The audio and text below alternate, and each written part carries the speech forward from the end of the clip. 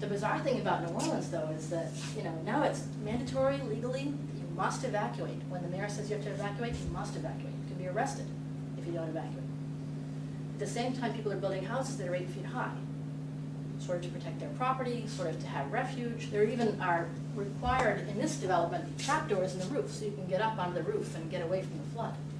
Now, mind you, you're supposed to evacuate it. At the same time, the Army Corps is investing federal money, our tax dollars, in building flood walls that are to a 1 in 100 standard, 1 in 100 year standard. So it's not clear which strategy is the dominant strategy.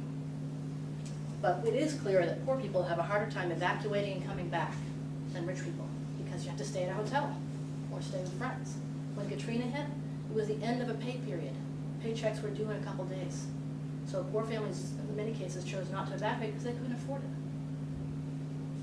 And they have to provide some kind of shelter if they're going to do evacuation. Now there's a federal law that says all pets have to be evacuated, because a congressman was so moved by the sight of a little boy who lost his pet during the evacuation of New Orleans and Katrina. So there's no mandatory federal law that says that people have to be evacuated, but there's a mandatory federal law that says that pets have to be evacuated. Kind of ironic.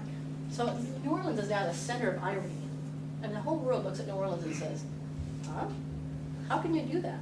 You're spending all that money to repair the flood walls, but not to the right height, in a city that's subsiding faster than any other region in the United States, and will continue to subside. You're bringing people back in an area where you tell them they shouldn't be able to live. You can't tell them not to live there, apparently, unless you buy the land. So our constitutional restrictions on what the government can do with private land are partly in the way. And then the politics of race, which has really not been addressed yet in New Orleans. People have not yet dealt with the legacy of real problems that have occurred there, where the city, for example, allowed an African-American neighborhood to flood in the 1920s. They actually dynamited levee walls to take the floodwater into an African-American neighborhood instead of having it go into a white neighborhood. There's a good reason to be suspicious. If you're African-American and you live in New Orleans, that maybe there's a conspiracy, because there has been in the past. So people are really angry, and they're defiant, and they want to come back to the first homes that African-Americans are allowed to own in this Jim Crow South, in some of these districts of New Orleans. I don't know how long that defiance will last, but people have come back and said, I'm going to make a beachhead, I'm going to do my best, I'm going to try to reestablish here, and we'll see what the next few years holds as they have to adapt more to these events. I'm going to close with a couple of examples from New Orleans.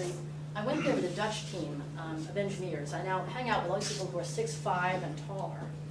They are the tallest people in the world now, the Dutch. Makes me feel very small. And they showed me what their approach would be to New Orleans. They showed, everybody. No one really listened, but they said this is what we would do. They said we would look at what the existing safety backbones are. That's what they call them. It's all about safety, security, and then quality of life. These purple lines that are the levees along the river. These yellow lines are natural levees. I think they're all natural in New Orleans. Old river paths. And then this is an artificial levee along Lake Pontchartrain. The red lines are levees and flood walls, just to show you what the length of the perimeter is they're trying to protect right now. It's a long perimeter. Inside the city, here's the French Quarter, and here's City Park, in case you know the area at all. There are districts that basically have to maintain their own pumps. There are lots of interconnected pumps. It's a very old system, kind of each district on its own basis. It started here in the French Quarter and then expanded after World War II into a whole bunch of other areas that were swamps that were drained with pumps. So the wood pump, I think it's called, were used to drain these areas, and they still rely on a complicated system of pumps and elevated canals to take that water out. But it's a mosaic of different districts. It's fairly decentralized now as it is. The Dutch said, no, you don't do that. You have too many points for failure. Take all these pumps and put them on the perimeter. Set one groundwater level for the entire city and maintain it consistently across the city. That's what they do. Then they said you could take down these flood walls that are so crazy that prevent people from seeing the water that they live around. If you take down those flood walls because you're defending a larger outside perimeter, then it would be a more beautiful city in terms of water. So they said, let's build a new kind of dike around the whole edge of the city, costs about $170 million a mile, and build floodgates at the points where the canals are, so ships can come through, but they can be closed in times of storm. Build a big storm surge barrier here, which they are building. It's the only piece of this plan that they're adopting is this one big storm surge barrier, and put a big sand dune out here as just a belt and suspenders kind of approach, which the Dutch favor. Don't count on one thing.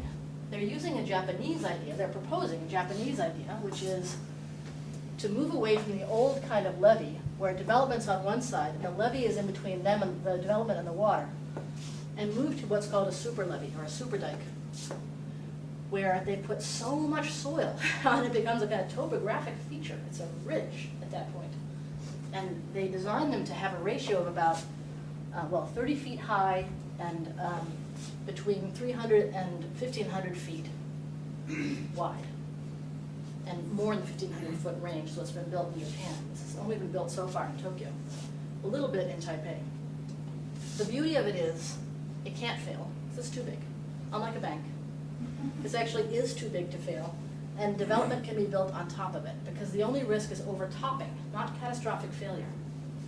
They design these terraces on the back to hold any overtopping water, so there's no catastrophic rush of water over the dike to the districts behind it. The development that goes into those super dikes actually helps pay for the super dike. When the Japanese had their economic crash in the 1990s, they used their stimulus money to build these. So the Dutch said, let's make a super dike all around the edge of New Orleans, and then use strategies like what I showed you from Seattle and Stockholm to store water throughout the city, to make the bathtub interior do more work, do less pumping, to store rainwater in these events that bring 13, 17 inches of rain in a hurricane. And then design a perimeter that would be, including, somebody wanted to do islands along the edge here. I don't know if that would really be a good idea or not, but the Dutch are really into artificial islands and the super dikes. So I'm going to close with this idea, which is what I've been trying to tell people, that all these ideas are great, but they're not biologically active, really. I mean, the things that open and close, okay, that's better than fixed closed barriers. But couldn't we do something to try to bring seagrass meadows back into the picture? Because I think that's what we're most likely to lose. And I've been talking to people about floating submerged beds attached to these structures, whether they're landscape areas that would then have, just land, that would have pilings or groins that you could attach these to by cables, or whether it would be the kinds of fixed barriers that the Dutch are so good at and that we're building now in New Orleans. And the idea is basically to have some of them be tidal and some of them be subtidal, but to design them with a buoyancy that's appropriate for the depth you want them to float at. And since I've learned a lot about buoyant concrete recently, I'm fairly confident that I can make sand buoyant also. So I think this could be possible. And it's a question of whether they should be rigid or flexible, and how they would be anchored to each other and to these pilings. But that might be a way to think about having a new edge that's biologically active, that's part of these systems that we design along these coasts. And I'll just close with this image, which is by one of my students. It's in Baltimore, thinking about how these tidal marshes and subtidal marshes could form a recreational landscape around a new city edge as sea levels rise. So, thank you.